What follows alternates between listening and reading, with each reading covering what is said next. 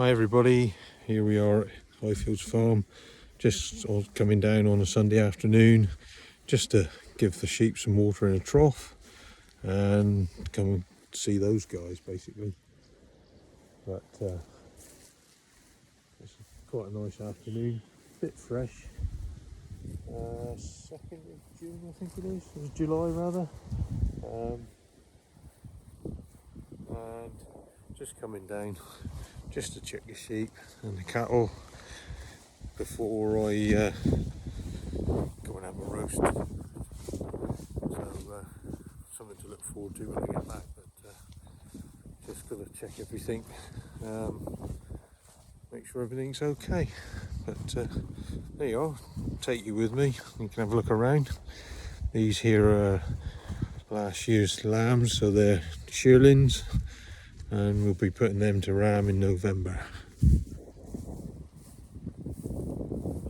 They're quite happy, I think.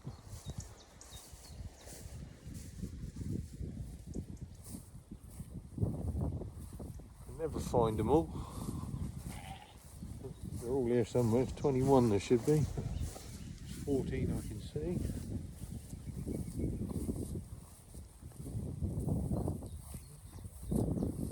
There's a few more down over there. Like that.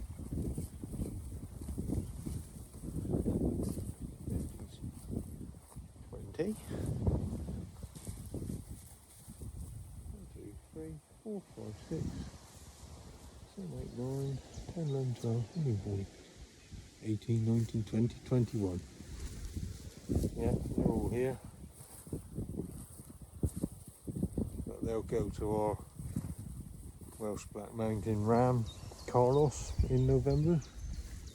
And then hopefully we'll get some Lynn ewes and possibly a Lynn ram and swap some of the others over.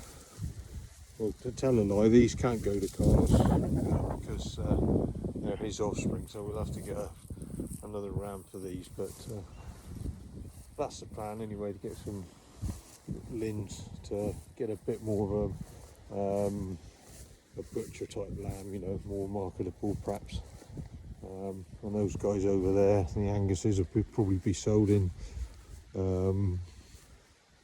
sort of in the autumn.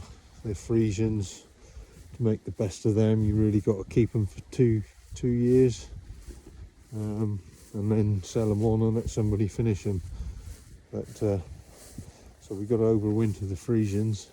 Hopefully we'll sell most of the Anguses this year, and then fill up in the autumn with baby calves.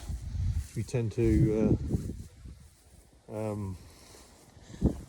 rear bucket calves, if you like, and then hopefully sell them on in the following autumn, and do it that way. If we've got a few Friesians about, then we'll keep them a bit longer. But we've only got Friesians because we've been buying calves from our neighbour, and basically, as much as anything else, we know where they come from, and also it does him a favour.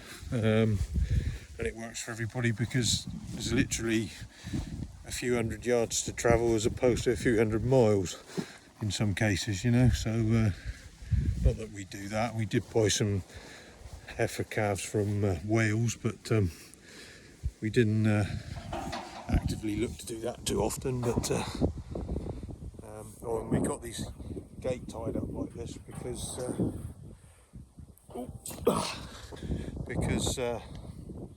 contractors hung them a bit too high.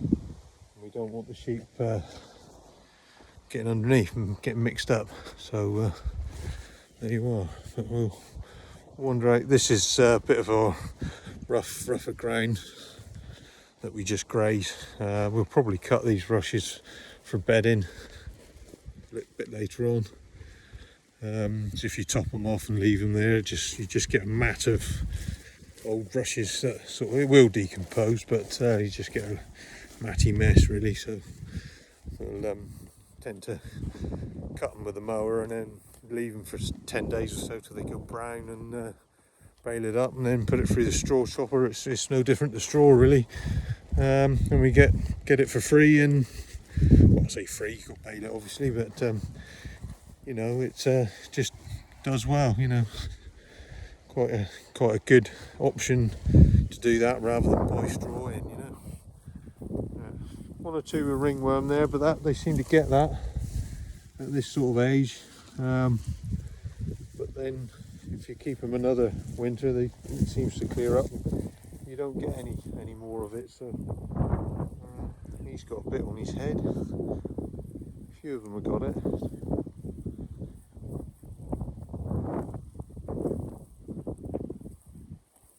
Yeah, I think they're all here. I'll just count them again.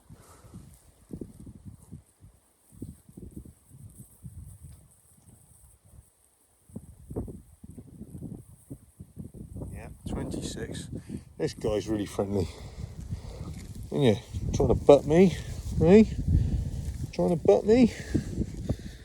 But you can tell they're bucket calves because look at this. As long as you don't get any harder than that, isn't it? Eh? You get a friendly old thing, innit? Trouble is, you get too attached to them, you don't want to sell them. But, you know, there you are. But then if you give them the best life you can while you've got them, that's all you can do, isn't it? You send them away knowing you've given them the best chance. That's my philosophy anyway. But, yeah, quite happy down here munching, aren't you? Hey? Well, you can have a go at rubbing, are you? Okay. Oh, one with a tag missing, let's sort that out. Not saying anything, but it is a heifer. If anything gets into trouble, usually a heifer, or causes you trouble. This is where they all say sexist farmer. But you stop butting me up the bum, hey? God, dearie me. Look at this lot, hey? Look at this lot. I ain't seen anybody since yesterday, so they're going to follow me now, look. Smile, you're on candid camera.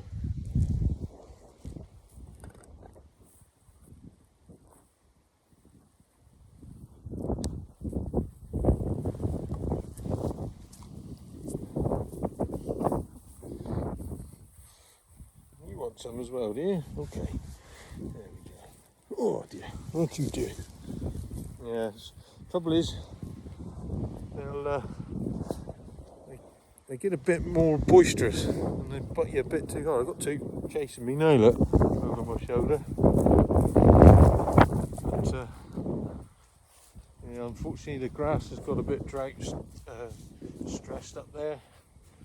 It can't make the weather come wrong for us. It was so wet in May. I did a little video of coming over here to do some fencing back in May. Somewhere about the 9th or 10th I think it was. And it was just wet underfoot, squelchy, horrible, and you know, and then straight away after that, obviously we don't put too much fertiliser on, it comes so dry after that, the grass sort of started to grow, but then it got stunted by the hot weather, so, and it just dried up unbelievably quick, so, you know, just hoping that, well, the other thing we was waiting for was a new mower to turn up as well, but you know, this stuff here wasn't really fit to cut anyway. And we were hoping that it would thicken up a bit in the bottom, but you know, here we go. Looks like the Grand National.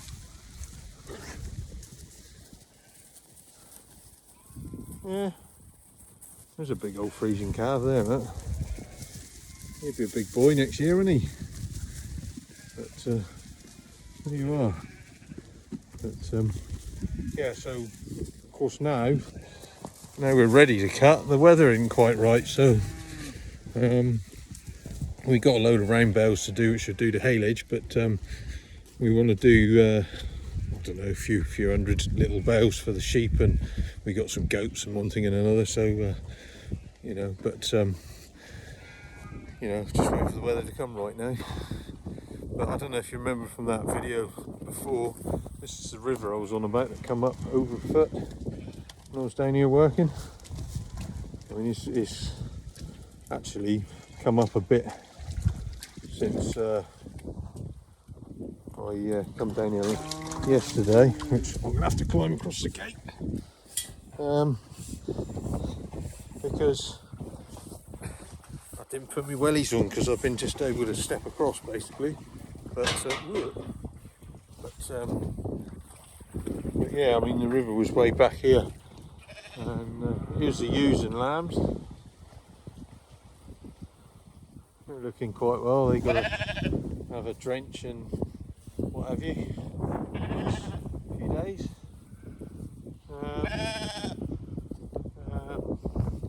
Funny enough, they like the shorter grass. The cattle like longer grass, so they just swap around all the time. They tend to.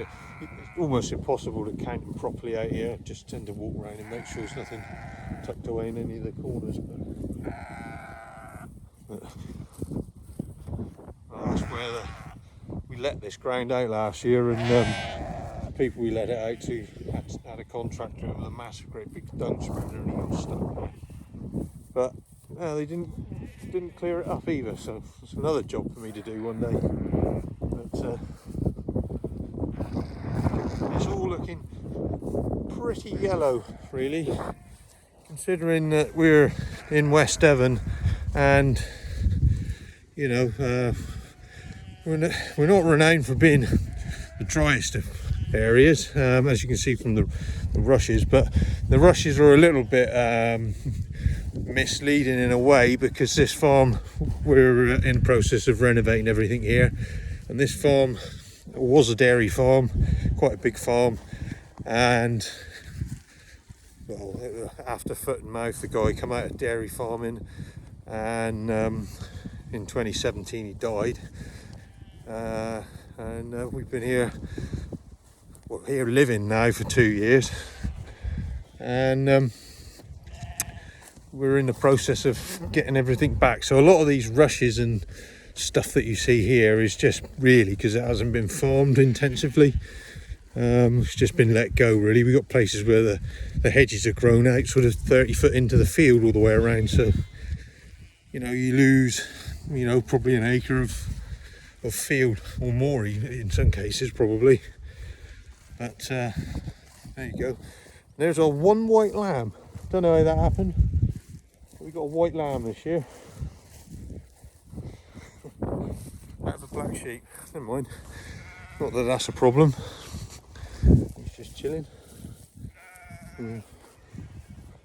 Yeah. This little river. Well, I say river, it's a little stream really. This one come up a foot in front of my eyes when I was over here working up in that corner there. But look at it today. Never stops, but there's not much running through there today.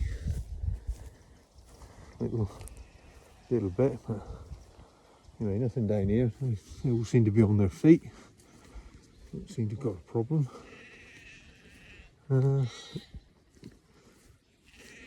But the lamb's nearly bigger than their mums now, look. So another month or so and we'll wean them off, I expect. That's looking back across back the way I've come, basically. This block of land here is just over 40 acres. And there's two cutting fields up there which you can see are a bit brown, but that's due to the weather this year, really. But the main cutting ground's back at the farm, which is just up the road, really, on the other side of the road. But as you can see, cattle, ever curious, they followed me back into here. But they'll get bored of me in a minute and they won't follow me anymore. But,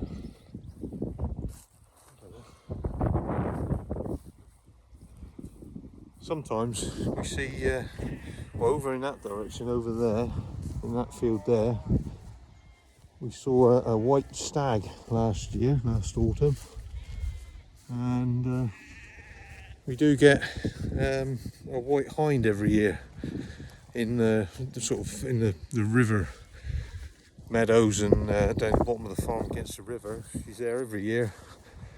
In fact, we saw her the other day. I have got some film of her actually, but she is not that close, so it's although you can see what it is, it's not the greatest, but if I can get some better footage, I'll show it to you. But just nice to see, don't make that common knowledge really, because you get some unsavoury people about that just want to come and shoot everything, don't they, but there's a place for that if you've got too many deer, but you don't have to shoot the white ones, and they don't cause us any problem, the deer, but understandably they do for some people, but I quite like to see it rather than shoot at everything, there you are. But although it's quite rough grazing, it's a lovely part of the world, and we feel quite blessed to be here really. But there you are. We're only beef and sheep, so as long as we've got some good grazing land and cutting ground, that's what you want really. We don't need good yielding silage grass to form good silage.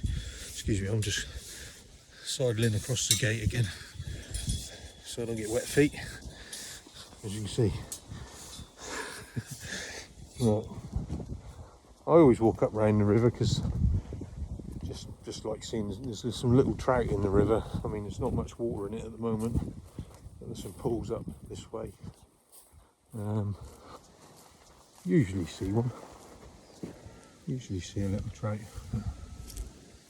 Nothing in that pool today.